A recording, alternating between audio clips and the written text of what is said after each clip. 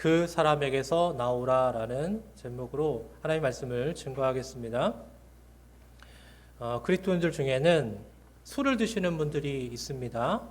그런데 어떤 한 교회에 술을 드시는 분들, 술 친구가 있었던 거예요. 근데 한 분이 열심히 드셔가지고 먼저 세상을 떠드셨어요. 가셨어요, 먼저. 그랬더니 그거에 충격을 받은 남은 친구가 오늘부터 술을 끊어야겠다. 이제 술 먹지 말아야겠다. 결심을 합니다. 그래가지고 그 결심이 자기 의지로는 안 되니까 그 술집을 찾아가 술집 주인에게 선전포고를 하는 거예요. 나 오늘부터 술 끊었습니다. 나 이제부터 안 올 겁니다. 그렇게 하시오. 그러고서 이야기를 했어요. 근데 사람은 참 묘한 게 작심삼일이잖아요. 며칠 후에 술집에 왔답니다. 그래서 술을 시켜가지고는 술을 두 잔을 따라가지고 양손으로 들고 짠 하면서 위하여 그러면서 혼자 훌쩍거리면서 마시더라는 거예요. 술 친구가 먼저 갔으니까 그러더라는 거예요. 그러더니 오늘이 마지막이다. 진짜 마지막이다. 그랬대요. 근데 또 며칠 후에 이분이 또 나타난 거예요. 그래갖고 또 술을 시켜갖고 먹고 있으니까 술주인이 그러는 거예요. 아니, 끊었다고 하지 않았습니까? 건강을 생각하셔야죠. 이제 그만 오셔도 됩니다. 그랬더니 이분이 하는 말이 뭐냐면, 저는 진작에 끊었습니다. 그런데 먼저 간 친구는 술을 끊지 못할 친구라서 지금 그 친구 몫을 시켜놓고 그 친구 대신 내가 이거 마시고 있는 겁니다. 그러더라는 거예요. 그런데 진짜 이게 마지막이다 그러고선 또 안 온다고 하더니 또 와서 또 그러는 겁니다. 그러니까 이 술집 주인이 그분이 다니는 교회 목사님한테 전화해가지고 좀 제발 좀 데려가라고, 목사님 와가지고 술 좀 끊으시라고 권면하고 이제 다시는 안 먹기로 약속하고서 그러고 지났어요. 근데 며칠 후에 그 집에서 전화가 온 거예요, 교회로. 목사님 큰일 났어요. 백주 대낮부터 또 술 먹고 있어요. 그러고 있는 거예요. 목사님이 기습적으로 신방을 가가지고 딱 보니까 막 술을 드시고 있는 겁니다. 그래가지고 집사님 저랑 약속했잖아요. 술 안 먹기로. 이게 뭡니까? 그랬더니 이 집사님이 딱 목사님분들 깜짝 놀래가지고 목사님 깜빡했습니다. 그러는 거예요. 뭐를요? 그랬더니 문 잠근다는 걸요. 그렇게 이야기를 하더라는 거예요. 여러분 이쯤 되면은 이게 중증 아니겠어요? 이분들이 하는 말은 뭐예요? 오늘이 마지막이다. 진짜 안 먹겠다. 진짜 안 하겠다. 이러는 거 아니겠습니까? 그런데 나중에 보면 어때요? 마지막이 계속 마지막이야. 계속 되는 거예요. 끊임없는 것입니다. 여러분, 우리의 마음이 강한 것 같지만 때로 보면은 의지력이 굉장히 약하고요. 마음이 약하다고 하는 사실을 알 수가 있습니다. 특별히 중독에 대한 문제. 우리가 대표적으로 알고 있는 술이라든지 담배라든지 약이라든지 아니면 도박이라든지 또 성문제든지 이런 중독증에 빠진 사람들은요, 스스로 이거 제어가 안 돼요. 절제가 안 됩니다. 그들은 말합니다. 내가 할 수 있어. 오늘이 마지막이야. 이렇게 이야기해요. 그런데 이거 끊어내지 못하고 있다라고 하는 것입니다. 여러분, 이렇게 내 마음이 마치 광풍이 불어서 휩쓸어가고 그래서 폐허로 만들어가고 그래서 나를 그것들의 노예로 만드는 그런 일들이 우리 생활 속에서 얼마나 많아요. 특별히 정말 약의 청정국이라고 했던 대한민국에 요즘에 마약이 막 들어와가지고 마약에 취해 있고 마약 때문에 이상한 짓들을 하고 하는 사람들이 요즘에 언론에 얼마나 많이 나오고 있습니까? 이게 이제는 그냥 가볍게 여길 문제가 아니다라고 하는 것입니다. 자, 그러면 우리가 건강한 마음을 지켜야 돼요. 주님께서 말씀하셨어요. 무엇보다도 우리에게 지킬 만한 것은 우리의 마음이다. 이랬는데 우리가 우리의 마음을 건강하게 지키지 못하고 있다는 겁니다. 광풍이 와서 흔들죠. 그럼에도 불구하고 우리가 마음을 지킬 수 있어요. 하지만 못 지키고 있다는 거예요. 자, 그러면 우리 믿음의 사람들이 그런 광풍이 몰아와서 우리의 마음을 감고 뒤흔들 때 어떻게 하면 되겠느냐라고 하는 것입니다. 자, 첫 번째로 나의 힘이 아니라 주님의 능력으로 우리가 이겨내야 된다. 내 힘이 아니라 주님의 능력으로, 주님의 힘으로 다스려야 된다라고 하는 것입니다. 자, 우리의 마음에 있는 잔잔한 파도 같은 문제는 우리 스스로도 어느 정도는 해결할 수가 있습니다. 예를 들면은 엄마한테 혼났어요. 그러면 마음이 좀 안 좋죠. 속상하죠. 또 시험을 망쳤어요. 그러면은 굉장히 속상하죠. 그런데 이게 좀 시간이 지나면 어떻습니까? 좀 해결이 되잖아요. 잔잔해지잖아요. 그런데 우리의 마음을 지배해버리는 이 중독의 문제가 우리의 마음을 사로잡아버리면 이거는 어떻게 쉽게 할 수가 없다는 거예요. 해결하기 어렵습니다. 자, 요즘 애들이 스마트폰을 참 좋아해요. 사실은 뭐 어른이나 아이 할 거 없이 스마트폰을 다 좋아하고 거기에 빠져 사는데, 특별히 우리 아이들을 보면 어때요? 그냥 거기에다가 고개를 쳐박고 살아요. 그냥 스마트폰만 쳐다보고 살아가는 겁니다. 애들 뭐 하냐 그랬더니 게임하고 SNS하고 유튜브 보고 뭐 그런 거 하면서 그렇게 하는 거예요. 자, 그런데 이게 하도 통제가 안 되니까 요즘엔 어떻게 한다고 그럽니까? 아예 게임이 안 되는, 그러니까 인터넷이 안 되는 피처폰, 옛날 그 접었다 폈다 하는 거 있잖아, 전화만 되는 거, 그런 걸 아예 사준다든가, 아니면 그 사용 제한 앱을 딱 설치를 해가지고 하루에 얼마큼만 딱 사용하고 딱 잠기게끔 만드는 그런 걸로 통제를 한단 말이에요. 자, 그런데 문제가 뭐냐면 애들이, 착한 애들은요 이거 말을 들어요. 약속을 하고 그렇게 하겠다고. 그런데 많은 애들은 어떻습니까? 난리를 치는 거예요. 나 이거 풀어달라고 말이야. 나 이거 핸드폰 바꿔달라고 난리를 치고 말 안 듣잖아요. 여러분, 오늘 말씀을 보면 지금 거라사 지방에 어떤 사람이 있느냐? 귀신 들린 사람이 있더라, 이렇게 말합니다. 그러니까 악령이, 귀신이 그 사람의 몸으로 들어와서, 마음에 들어와서 지금 그 사람을 지배하고 있는 겁니다. 그런데 완전하게 지배하고 있는 건 아니고 일종의 그 사람 마음에 침입을 한 거예요. 침입을 했어요. 그래가지고 성령이 지배하지 않는 부분을 집어삼키고 그걸 자기 마음껏 조정하고 있는 것이죠. 자, 그러면 이 귀신 들렸을 때 어떤 증상이 나타나느냐? 크게 네 가지로 우리가 생각해 볼 수가 있어요. 첫 번째가 뭐냐면 정신장애와 같은 유사한 증상이 나타나더라, 그거예요. 정신증과 같은 유사한 그러한 증상이 나타나는데, 물론 정신증이 있다고 해가지고 다 그 사람 귀신 들렸어 이렇게 말할 수는 없습니다. 그런데 보니까 유사점은 있더라. 가령 지각의 영역에서 보니까 이 사람이 뭐 환각 증세나 환청 증세가 나타나더라. 그러니까 보통 사람들은 못 보고 못 듣는 건데 이 사람은 보이고 듣는다는 거예요. 야, 어디서 무슨 소리 안 들려? 뭐 이렇게 이야기하는 거예요. 환청이죠. 그리고 사고 영역에서도 망상이라고 하는 걸 빠지는 거예요. 망상. 제가 흔하게 이야기하는 예가 뭐냐면 안기부에서 나를 지금 도청하고 있다는 거죠. 안기부에서 나를 지금 도청하고 훔쳐보고 있어, 뭐 이런다거나, 아니면 윗집에서 가스를 살펴갖고 지금 우리 집에 가스가 가득 찼는데 숨막혀 죽을 것 같아 라든가 그런 얘기들을 하는 거예요. 이게 망상이죠. 그리고 행동적인 이상도 보이는데 그냥 혼잣말 하는 거예요. 중얼중얼 혼잣말. 뭔가 얘기하고 있어갖고 보면 대화하는 건가 보면 혼잣말 하고 있는 거고요. 그리고 이상한 행동을 계속 반복적으로 하는 거예요.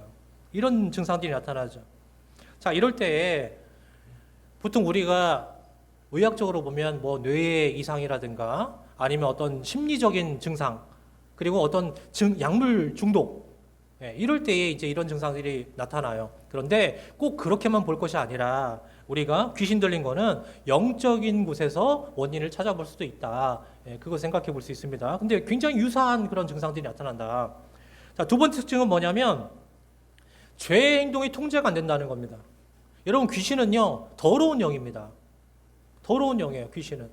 그러니까 그런 더러운 귀신한테 내 인격이라든지 내 생각이라든지 내 언행이 뺏겨지잖아요. 그러면 무엇이 나올까요? 더러운 곳을 들어갔다 나오니까 아주 지저분하고 악한 행동들이 튀어나온다, 그런 얘기입니다. 자, 그래서 우리가 3절과 4절을 보니까 뭐라고 합니까? 아무도 그를 제어할 힘이 없는지라.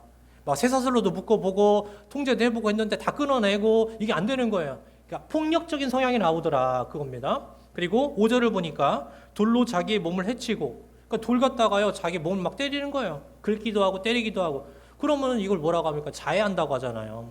이런 증상이 나오고요. 또 9절을 보니까 내 이름은 군대니 우리가 많음이니다. 예수님께서 네 이름 뭐니? 물어보니까 군대요, 이렇게 말해요. 여러분, 세상에 이름이 군대인 사람이 누가 있어요? 근데 이 말은 뭐냐면 내 안에 군대의 숫자만큼 많은 귀신이 들어와 있다, 그 얘기를 하는 거예요. 그래서 로마의 군에 군단이라고 하는 그런 표현이 나오는데 이 군단은요 6,000명을 말해요. 6,000명. 그러니까 이 귀신 들린 사람 몸 안에 다수의 아주 수많은 귀신들이 지금 바글바글 거리고 있다. 그 얘기를 하는 겁니다. 우리 이거 이제 심리학적으로 뭐라고 이야기할 수 있냐면 다중인격이 들어있다. 그렇게 다중인격자다. 이렇게 표현하는 거죠. 자, 그 다음에 세 번째 특징은 뭐냐면 미신과 사이비에 자꾸만 접촉을 한다라고 하는 거예요. 자, 여러분 귀신이 그 사람을 완전히 사로잡아 버린 거예요. 싸잡아 버린 것입니다. 그래갖고 누가복음에 보면 누가복음 8장 29절에 귀신이 가끔 그 사람을 붙잡음으로 이렇게 말하거든요. 그러니까 귀신이 그 사람을 붙잡았다라고 하는 것은 지금 점령했다는 이야기입니다. 그렇죠? 그러니까 귀신 들려가지고 이상한 행동을 하는 건데, 그래서 이 사람이 지금 어디 사느냐? 집을 떠나가지고 무덤 사이에서 살아요. 무덤 사이에서. 근데 여러분 무덤은 뭐예요? 죽은 사람이 묻힌 곳이잖아요. 시체가 썩는 곳이잖아요. 사망의 냄새가 풀풀 풍기는 곳이잖아요. 귀신이 좋아하는 곳 아닙니까? 그러니까 안락하고 편안한 집을 떠나서 지금 귀신이 머물고 있는 그런 무덤 가운데서 있다. 세상과 지금 격리돼서 세상에서 떠나서 살고 있다. 고립을 자초했다. 그런 얘기 아니겠습니까?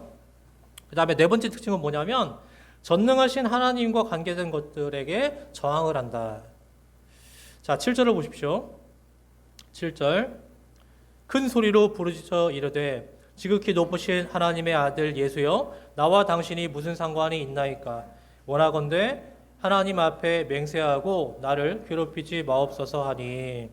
자, 지금 거라사에 살고 있는 사람들이나 종교 지도자들은 지금 예수님이 누구신지 몰라요. 근데 귀신은 알죠. 뭐라고 이야기합니까? 하나님의 아들 예수요. 이렇게 말하잖아요. 근데 여러분 안다라고 해서 믿는 건 아니에요. 아는 건 아는 거고 믿는다는 것은 완전히 다른 것입니다. 귀신은 그분이 누군지는 알지만 믿고 구원받지는 못했다라고 하는 거예요. 자, 그런데 여러분 이렇게 귀신 들리게 되면 광풍이 몰아쳐 와가지고 내 마음을 막 휘저어버리고 완전히 폐허로 만들어버리고 결국은 어떻게 만들었냐면 광인으로 만들어버리는 것입니다. 지금 이 사람이 정상적인 사람은 아니잖아요. 정상적인 사람이 집을 떠나서 무덤 사이에서 살고 거기서 자기를 결박했던 걸 다 끊어내고 괴성을 질러대면서 막 난리를 치고 그리고 자기 몸을 자해하며 이러고 살지는 않잖아요. 광인이 되어버리고 만 것입니다. 만약에 이 사람을 그냥 놔두면 이 증세는 더욱더 심해질 것이고 결국 이 더러운 귀신을 통하여서 그의 인생도 더럽게 끝나버리고 말 것이다 라고 하는 것입니다. 자, 그러면 이럴 때 그 사람의 마음을 어지럽히는 그런 광풍이 몰아쳐 왔을 때 어떻게 해야 되느냐? 성령께서 주시는 평화와 기쁨과 안식을 누려야 되지 않겠습니까? 그래야지만 이 사람이 살 거 아니겠습니까? 그러려면 어떻게 해야 되느냐면 당연히 예수님께 나와야 된다는 거예요. 여러분 우리 인간의 모든 문제는 사실상 예수님께 나올 때 해결되는 것임을 믿으시길 바랍니다. 그러니까 귀신 들린 사람도 마찬가지라는 거예요. 가장 먼저는 예수님께 나와야 된다라고 하는 거예요. 자, 6절을 보면 어떻게 합니까? 그 귀신 들린 사람이 멀리서 예수님을 보더니 예수님께 쪼르륵 달려와가지고 예수님 앞에 절을 합니다. 그러니까 예수님이 불러가지고 야 와봐라 이렇게 한 게 아니라 자기가 예수님을 보더니 먼저 달려가가지고 예수님 앞에 엎드렸다라고 하는 거예요. 자, 그런데 그 다음에 뭐라고 하는지를 보십시오. 7절. 지극히 높으신 하나님의 아들 예수여 나와 당신이 무슨 상관이 있나이까. 원하건대 하나님 앞에서 맹세하고 나를 괴롭히지 마옵소서. 이렇게 말해요. 자, 예수님을 보고서요 멀리서 막 쪼르륵 달려와가지고 엎드렸어요. 그런데 이 사람이 하는 말이 뭐라는 거예요? 나와 당신이 무슨 상관입니까? 나 괴롭히지 마세요. 그냥 냅두세요. 이렇게 말하는 거잖아요. 그죠? 그럼 귀신 들린 이 사람이 지금 왜 예수님께 이런 말을 하고 있는가? 그 이유가 8절에 바로 나옵니다. 8절. 이는 예수께서 이미 그에게 이르시기를 더러운 귀신아 그 사람에게서 나오라 하셨습니다. 그러니까 저 멀리 이제 귀신 들린 사람이 있을 때 예수님께서 이미 말씀하셨던 거예요. 귀신아 나와라 이렇게 말씀하셨던 거예요. 그러니까 이 귀신 들린 사람이 그 얘기를 듣고서 쪼르륵 달려와가지고 나 좀 괴롭게 하지 마세요. 냅두세요. 왜 나오라고 합니까? 놔두세요. 그러면서 지금 말을 하고 있는 겁니다. 그런데 여러분 이유 어쨌든 간에 지금 그 귀신 달린 사람이 어쨌든 간 예수님 앞으로 나와왔고 예수님 앞에 엎드리지 않았습니까? 그 얘기는 무엇입니까? 예수님께 나와야만 이 문제의 해결이 있다라고 하는 사실을 알려주시는 거예요. 어떤 사람은 그 말을 듣고서도 나오지 않는 사람도 있을 것입니다. 오히려 피하는 사람도 있을 것입니다. 그런데 이 사람은 어떻게 했어요? 어쨌든 따져 묻기 위해서 왔지만 예수님 앞으로 와서 엎드렸다라고 하는 거 아닙니까? 여러분, 우리도 마찬가지예요. 어떤 문제가 있을 때, 특별히 우리 마음을 어지럽히는 그러한 중독의 문제라든지 아니면 여러 가지 질병의 문제가 있을 때 예수님 앞에 나와서 예수님께 구하고 예수님께 해결받고 예수님께 치유함 받아야 될 줄 믿습니다. 왜 그럴까요? 이 지상에 있는 자연재해라든가 자연을 다스리시는 분도 우리 주님이시지만 그러나 영적인 세계, 영계를 다스리시는 분도 바로 우리 주님이시기 때문에 그렇습니다. 그러니 그 모든 것들의 주인 되시는 주님 앞에 나와서 문제를 구하고 해결함 받는 것은 너무나도 지극히 당연한 일이다라고 하는 것입니다. 그래서 예수님께서 말씀하시죠. 더러운 귀신아 썩 그 사람에게서 나와라 이렇게 말씀하실 때에 여러분 이 말 한마디면요 그 귀신도 못 나올 재간이 없는 거예요. 순종할 수밖에 없는 것입니다. 문제 해결이 된다는 것입니다. 사랑하는 여러분, 그런 여러분 살아가시다가 마음에 광풍이 이를 때 나 스스로가 어떻게든 이 문제를 해결할 수 있다, 어떻게든 잠재울 수 있다라는 교만 떨지 마시고 그런 불신앙을 여러분 내비치지 마시고 가장 먼저 주님 앞에 나와서 엎드릴 수 있는 여러분 되시기를 바랍니다. 그리고 믿는 거예요. 오직 주님만이 내 문제를 해결하실 수 있다. 이 문제, 이 거대한 풍랑을 잠재우시고 다스리시고 나에게 참 평안과 평화를 주신다. 기쁨을 주신다. 행복을 주신다. 라고 하는 그런 믿음을 가지고 주님께 나아갈 수 있길 바랍니다. 자, 두 번째로 어떻게 우리의 마음의 광풍을 잠재우고 다스릴 수 있는가? 바로 주님과 함께하는 삶으로 대체해야 된다는 거예요. 자, 여러분 우리의 마음에 악한 것이 있다는 걸 알았습니다. 악한 게 있으면 어떻게 해야 될까요? 그걸 없애야죠. 제거해야 됩니다. 그걸 다 알아요. 뭐 그걸 파내든 잘라내든 뭐 어떻게 제거해야 됩니다. 그런데 그 이유가 중요하단 말이에요. 제거하고 난 다음에 중요하다는 것입니다. 뭔가가 있었는데 그걸 갖다가 끄집어내서 버렸어요. 그러면 이 안에 빈 공간이 생기잖아요. 그러면 이걸 가만 내비두면 어떻게 되겠습니까? 다른 무언가가 흘러들어와서 거길 채운다고요. 근데 그 다른 무언가가 좋은 거면 상관없는데 그렇지가 않아요. 항상 사탄은 어떻게 합니까? 틈을 노려서 거길 삐집고 들어가서 어떻게든지 악한 걸로 자꾸만 채우려고 하는 습성을 갖고 있어요. 그러니까 내 안에 있는 것을, 악한 것을 끄집어내가지고 제거하고 버렸어요. 근데 바로 거기에 하나님의 것, 선한 것으로 채워놓지 않으면 또 다시 악한 것으로 채워지게 된다는 이야기입니다. 여러분 알코올 중독 때문에 어떤 시설에 들어가서 치료를 받게 되었다고 칩시다. 근데 거기 가면은 철저하게 술을 못 먹게 딱 격리를 해놓고 그렇게 치료를 하잖아요. 그래서 그 기간 동안에 이제 어느 정도 치료가 돼가지고 이제 술에 의존하지 않도록 그렇게 만들었어요. 그러면 이 사람이 이제 사회로 다시 돌아가게 될 것인데 사회로 돌아가서는 다시는 내가 입에 술 안 되겠다. 다시는 안 먹겠다. 나는 앞으로 이제 새롭게 살겠다. 그렇게 희망을 갖고 나아가지 않겠습니까? 그런데 나갔는데 또다시 유혹이 막 오고 또 술이 땡기고 그래서 많은 사람들이 다시 술에 빠지게 되는 경우들이 정말 많거든요. 왜 그럴까요? 이게 쉽게 끊어지는 문제가 아니기 때문에 그렇습니다. 그러면 여러분 우리가 쉽게 생각할 수 있는 문제는 뭐냐면 그러면 그 전처럼 딱 격리시켜 놓으면 되겠네요. 술을 다시는 구경 못하게, 술을 입에 대지 못하게 아예 그러면 끊어내면 되겠네요. 이렇게 한단 말이에요. 근데 여러분 격리가 문제가 아니에요. 그게 제일 손쉬운 방법인데 격리한다고 되는 게 아닙니다. 그럼 어떻게 하면 되겠는가? 바로 구별된 생활을 할 수 있도록 해야 된다는 것입니다. 구별된 생활을 다른 말로 하면 거룩한 생활을 하도록 만들어야 된다. 여러분, 자 예수님 말씀으로 귀신이 이제 그 몸에서 나갔습니다. 그러자 이 사람이 어떻게 되었습니까? 15절 예수께 이르러 그 귀신 들렸던 자 곧 군대 귀신 집혔던 자가 옷을 입고 정신이 온전하여 앉은 것을 보고 두려워하더라. 자 귀신이 나가니까요. 이 귀신 들렸던 사람이 어떻게 됐습니까? 옷을 입었고 정신이 말짱해졌다. 온전해졌다. 이렇게 말하지 않습니까?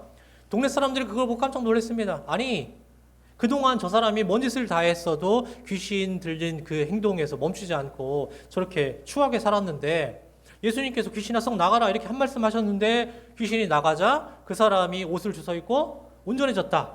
얼마나 놀랄 일입니까? 자, 그런데 그 일이 있은 후에 이 사람들이 예수님한테 요구한 게 있어요. 17절입니다. 그들이 예수님께 그 지방에서 떠나시기를 간구하더라. 뭐라고 합니까? 예수님 보고 우리 동네에서 떠나세요. 나가세요. 이렇게 말을 합니다. 왜 그랬을까요? 왜 떠나라고 했을까요? 손해를 봤어요. 여러분, 그 동네에서는요, 돼지를 쳤습니다. 돼지 2,000마리 쳤잖아요.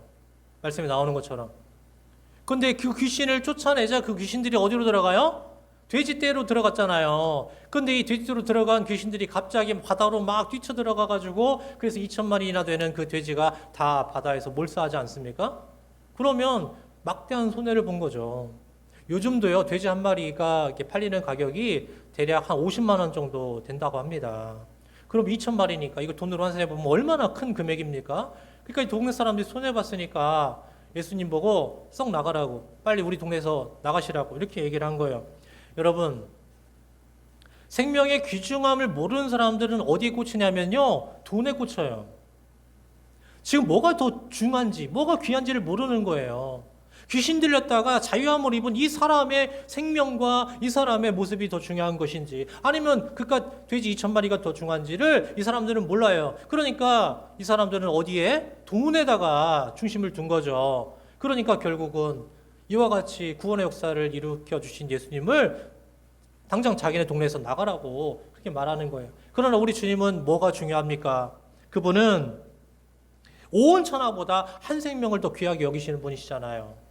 억만금을 다 준다고 해도요, 한 사람의 생명과는 못 바꿔요. 그러니까 주님께서는 그 한 사람을 위해서 모든 것을 다 동원해가지고 그 사람을 살려내신 거죠. 자, 이제 귀신 들렸다가 나은 사람, 고침받은 사람, 이 사람은 동네 사람들과는 다른 반응을 보입니다. 동네 사람들이 예수님 빨리 나가시라고 하고, 근데 귀신 들렸던 사람은 뭐라고 합니까? 함께 있기를 구하였다 그래요. 예수님께서 배 타고 가시려고 하니까 아유, 가지 마세요. 저랑 함께 있어요. 여러분, 바로 이겁니다. 우리의 마음이 풍랑이 일어 정말 혼란스럽고 너무나도 힘겨울 때 우리가 마음을 지켜내고 또 평화로울 수 있는 이유는 무엇이냐? 그 비결은 무엇이냐? 바로 항상 주님이 나와 함께 하시는 거다라는 사실이에요. 여러분, 사탄과 귀신이 항상 나와 함께 있는 게 아닙니다. 술이나 마약이나 돈이나 쾌락이 나와 함께 있는 게 아니에요. 오히려 그것들은 나와 함께 있을 때 내가 황폐해지고 내가 죽어가요. 그러나 늘 우리와 함께 하시는 주님이 나와 함께 해주실 때, 그럴 때 우리는 사탄의 지배에서 벗어나서 참 생명을 얻고 참 자유를 얻고 또 참 안식을 얻게 되는 줄로 믿으시길 바랍니다. 사랑하는 여러분, 꼭 기억하세요. 내 안에 있는 악한 것이 있다면 분명히 잘라내고 제거하고 도려내야 되는 건 맞아요. 그런데 그걸로 중단하면 안 됩니다. 그 이유가 더 중요합니다. 이상한 것들이 들어와서 거기를 메꾸지 않도록 이제는 참 주인이신 주님께서 오셔서 내 마음을 다스려 주시고 주님께서 나에게 베푸시는 그 은혜로만 가득 찰 수 있도록, 충만해질 수 있도록 하는 그 마음 상태를 유지할 때 여러분들은 새로운 삶을 살게 되는 줄로 믿으시길 바랍니다. 자, 이제 마지막으로요, 우리의 마음에 광풍이 일 때 어떻게 잠재우고 다스릴 수 있는가? 바로 예수님으로 인하여서 변화된 나의 삶, 새로워진 나의 삶을 증거하는 삶이 되어야 된다라고 하는 사실이에요. 변화된 나, 새로워진 나, 그런 인생을, 그런 삶의 내용을, 간증을 어떻게 만방에 선포하는 삶을 살아야 된다. 증거하는 삶을 살아야 된다. 자, 귀신 들렸다고 회복된 사람이 예수님 가지 마세요. 나와 함께 있으세요. 이렇게 구할 때에 예수님께서 그 사람에게 뭐라고 말씀하셨나요? 19절 허락하지 아니하시고 그에게 이르시되 집으로 돌아가 주께서 내게 어떻게 큰 일을 행하사 너를 불쌍히 여기신 것을 내 가족에게 알리라 하시니. 그러니까 이 사람은 주님과 함께 있겠다고 이야기했지만 근데 예수님은 뭐라고 합니까? 거절하셨다. 그리고 말씀하신 게 뭐예요? 네 집으로 가서 지금 네가 이 고침받은 거, 귀신 들렸다 나음 받은 거, 이 모든 내용을 빠짐없이 다 가족들에게 전해. 이렇게 말씀하신 거예요. 자, 그러니까 이 사람이 그 얘기를 듣고 어떻게 합니까? 20절. 그가 가서 예수께서 자기에게 어떻게 큰 일을 행하셨는지를 데가볼리에 전파하니 모든 사람들이 놀랍게 여기더라. 그러니까 가족들뿐만 아니라 데가볼리 사람들에게도 다 이 큰 일, 주님께서 하신 큰 일을 전하였다. 그 얘기입니다. 자, 그러면 여러분, 예수님께서 왜 이 사람한테 같이 있겠다고 하는데도 불구하고 가서 네 가족들과 데가볼리 사람들한테 여기에서 일어났던 큰 일을 전해라. 네가 구원받은 일을 전해라. 이렇게 말씀하신 이유가 뭘까요? 가가지고 내가 얼마나 위대한 사람인지, 내가 얼마나 대단한지 사람들한테 좀 광고 좀 하고 다녀. 그런 걸까요? 그거 아니에요. 그럼 뭘까요? 바로 이겁니다. 광풍에서 노임을 받게 되면 사람들이 그 자유함을 잘 누리고 더 주님과 함께 동행하는 삶을 살아야 되는데, 희한하게도 다시 그 광풍 속으로 들어가 버리는 어리석은 사람들이 있더라는 거예요. 아니, 굳이 사지에서 구해가지고 빼내줬는데, 그런데 얼마 지나지 않아서 다시 거기가 좋다고 그 돼지우리 같은 곳으로 다시 기어 들어가는 사람들이 분명히 있다는 이야기입니다. 그러면 그러지 못하도록 하는 방법이 뭐가 있을까? 기억하게 하는 거예요. 내가 어디서 나왔고 내가 어떻게 구원받았고, 그러니까 다시는 거기로 돌아가면 안 된다라고 하는 사실을 기억하게 하는 거예요. 그 기억뿐만 아니라 그리고 다른 사람들에게도 알려줘야 되는 거예요. 여러분은 지금 거기에 있는데 내가 그런 곳에 있다가 구원받았습니다. 그러니 여러분 다시는 그런 곳으로, 시궁창 같은 곳으로 돌아가면 안 되지 않겠습니까? 주님과 함께 있으면 주님께서 어마어마한 은혜를 우리에게 부어주십니다. 엄청난 능력을 주십니다. 그러니 다시 그 풍랑 속으로 들어가지 마십시오. 이걸 전해야 될 거 아니에요. 그걸 전할 때 자기한테도 다시 한번 기억하고 각인이 되는 것이고요. 다른 사람들에게도 이 좋은 소식, 굿뉴스를 전함으로 인해서 다른 사람들이 그런 곳으로 빠져들어가지 않도록 하는 거예요. 이런 삶이 우리에게 필요하다라고 하는 것입니다.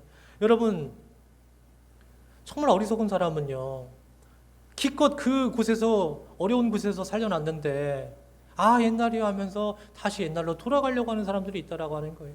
아니, 출애굽해가지고요, 힘들어 죽겠다고 해가지고 그래서 구원해줬는데 옛날에 먹던 그 부추와 그 고기가 생각난다고 다시 애굽으로 돌아가겠다고 그렇게 불평하던 그 이스라엘 백성들, 그렇게 된단 말이에요.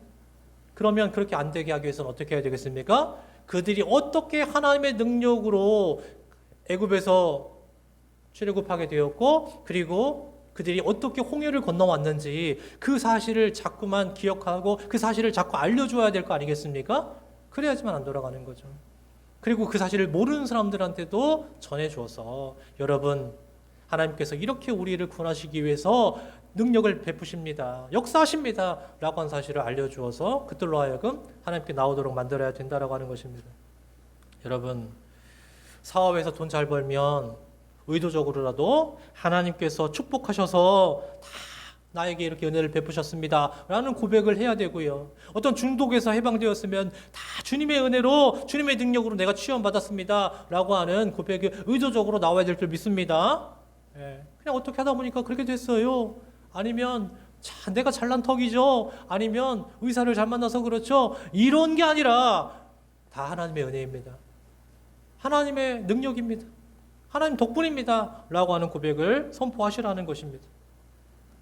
여러분, 기독교 세계에서 굉장히 영향력을 끼쳤던 어거스틴이라고 하는 그런 분이 있어요. 근데 이분이요, 얼마나 방탕했는지 나이 16살 때 이미 여자가 있었어요. 같이 동거했습니다. 애도 낳았어요. 그런데 그 한 여자에 또 만족 못하고요, 또 다른 여자랑 또 약혼을 해요. 그리고 동거하던 여자를 내쫓아버려요. 여러분 생각해봐요. 정말 이거 방탕한 사람 아닙니까? 그리고 여자를 얼마나 밝히는지, 술집을 그냥 지집 드나듯이 드나들면서 그렇게 나쁜 짓 하고, 그러니까 어거스틴의 어머니가 그 아들, 방탕한 아들을 붙들고 30년 동안 기도했다는 거 아닙니까? 내 아들 정신 차리고 하나님 돌아오게 해달라고. 근데 나중에 그런 어머니 기도를 알고 어거스틴이 회심을 하게 됩니다.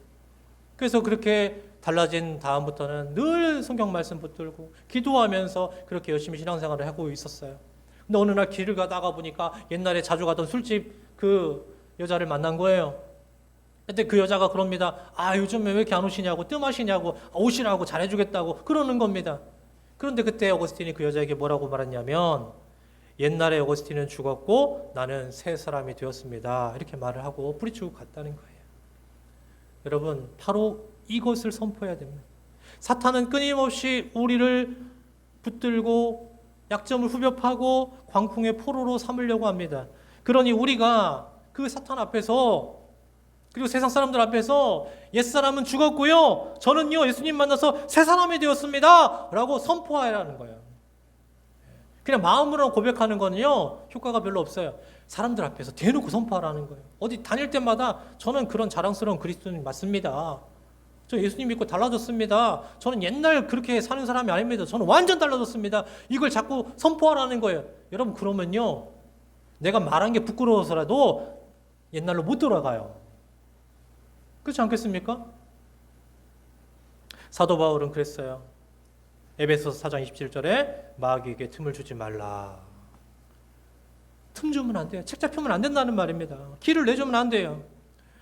로저 버포드라고 하는 사람은요, 귀신의 영향을 받거나 또 귀신 들리는 것에 크게 영향을 주는 요소들이 있는데 그걸 갖다가 귀신의 대로라고 불렀습니다. 귀신의 대로. 그 귀신들이 들어오는 큰 길이 있다는 거잖아요. 그래서 내 마음을 지배하는 그것이 있는데 첫 번째가 뭐냐면 바로 이방신 숭배예요. 이방신 숭배. 뭐 다른 말로는 우상 숭배도 되겠죠. 근데 여러분, 요즘에 그런 얘기 있었잖아요. 대통령 관저 문제로 거기에 어떤 사람들이 드나들었다. 수염 이렇게 나신 분들. 한 분은 역술인이고 한 분은 풍수지 전문가라고 하는데 어쨌든 그런 사람들.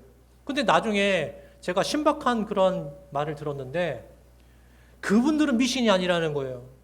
그분들은 이제 그들이 말하는 어떤 뭐 풍수학이라든지 무슨 그런 역술 이런 것들은 이제 미신이 아니라 과학적이라는 거예요. 그게 과학적. 그럼 내가 물어보고 싶어요. 아, 그러면은 요즘 점쟁이나 무당은 과학자입니까? 이렇게 물어보고 싶단 말이에요. 아, 뭐가 과학적이라는 거예요, 대체? 예? 그런 얘기를 한단 말이에요. 여러분, 그러니까 너무 당연한 얘기지만 재미 삼아서라도 제발 오늘의 운세, 예? 또 뭐 타로, 또 뭐 손금 이런 거 제발 보러 다니지 마세요. 예? 믿는 사람들이요 진짜 많이 온대요. 예? 부끄러운 일입니다. 근데 물어보면 그래요. 왜 갔냐고 그러면 재미로 한 거예요. 전혀 믿음하고는 상관없어요. 재미로 한 거예요. 근데 그걸 아셔야 됩니다. 뭐냐면 여러분, 사탄과 귀신은요 의식적으로 그런 식으로 내 마음에 초대하는 거예요. 장난스럽게 하면서 한다고 하지만 그런데 그런 식으로 내 마음속으로 데리고 들어오는 거예요. 그러지 마시라는 거예요. 그리고 또 한 가지는 뭐냐면 죄 짓는 삶의 양식들을 자꾸만 품게 되는 것입니다. 그게 틈이 되거든요. 결국은 이게 죄인 걸 알아요. 이렇게 하는 건 죄인 거 알아요. 그런데도 불구하고 이거 끊어내지 못하고 계속해서 하는 겁니다. 그러면 그게 처음에는 요만한 틈이었다가 나중에 점점 벌어져가지고 어마어마한 큰 틈이 되고요. 그 사단이 안 놓칩니다. 우는 사자와 같이 으르렁거리면서 다니다가 틈 보였어? 딱 들어와서 딱 집어먹어요. 그럼 빠져 들어가는 겁니다. 그래서 어떤 사람들이 틈을 보이는 거냐면 하나님에 대해서 무관심하고 또 예배에 대해서 부정적인 반응을 나타내잖아요. 그러면 그 틈을 사탄은 절대로 놓치지 않는다는 것입니다. 그리고 하나님의 주권보다는 권력이나 부나 명예에 더욱더 치중하고 거기에 마음 뺏기잖아요. 그러면 아예 그냥 귀신 보고 들어오라고 길을 딱 터주는 것밖에 안 돼요. 어서 오라고. 그래서 우리는 늘 전신갑주를 입어야 되고 늘 근신하고 깨어서 믿음으로 마귀를 대적해야 할 줄 믿습니다. 네, 그러려면 여러분 선포하라고요. 선포. 여러분의 믿음을 선포하세요. 여러분의 빈틈이 없다라고 하는 사실을 마귀에게 알려줘야 될 거 아닙니까? 선포하시라는 거예요. 그리고 한 가지 더 말하자면 우리가 뭐 때문에 자꾸 걸려 넘어가냐면 과거에 지었던 어떤 죄, 그때 받았던 어떤 상처, 이런 것들 때문에 우리가 많이 걸려 넘어가요. 근데 여러분 그거 아십니까? 여러분들이 진심을 다해서 하나님 앞에 나아가서 그 죄를 고하고 그리고 마음의 상처를 아뢰었을 때 하나님께서는 이미 여러분 사하셨고 이미 고쳐주셨음을 믿으시길 바랍니다. 그 확신이 있길 바랍니다. 그래서 이제는 그런 것들이 나를 노예로 만들고 걸림돌 삼으려고 하는 것이 아니라 우리는 그걸 디딤돌 삼고 뛰어 올라 앞으로 나아가야 된다라고 하는 거예요. 거기에 발목 잡힐 수가 없다라고 하는 것입니다. 왜? 하나님께서 이미 해결해 주셨으니까. 그런 믿음을 가지라는 거예요. 남에게 말 못할 어떤 일들, 또 내가 하고 싶지도 않은 그런 쓰라린 일들, 그 뭐가 있겠습니까? 뭐 실패했던 거, 이혼했던 거, 또 성폭행 당한 거, 알코올 중독, 가족의 죽음, 마약하는 거, 뭐 이런 것들 말 못하죠. 그런데 그런 거 여러분 숨긴다고 해가지고 해결됩니까? 시간이 지난다고 해서 다 잊혀집니까? 그렇지 않아요. 오히려 그걸 억지로 숨기거나 어떻게 해결하려고 할 때 강박에 빠지게 되고 자학하게 되고 중독으로 인해서 자꾸 회피하려고 하지만 그러나 그건 일시적인 도피처밖에 안 된다는 것입니다. 일례를 들어서 어려운 일이 있고 괴로운 일이 있을 때 술 먹었어요. 엄청 먹었어요. 인사불성이 됐습니다. 그러면 잊혀진 것 같죠? 근데 다음날 눈 딱 깨면요 다 생각나요. 해결된 게 아니란 말입니다. 그러니까 어떻게 해야 되겠습니까? 치유받아야 된다라고 하는 거예요. 그런 문제들을 하나님을 통하여서 치유함 받아야 된다. 그래야지만 하나님과의 관계도 온전해지고요. 다른 사람들과의 관계도 건강해질 수 있다라고 하는 것입니다.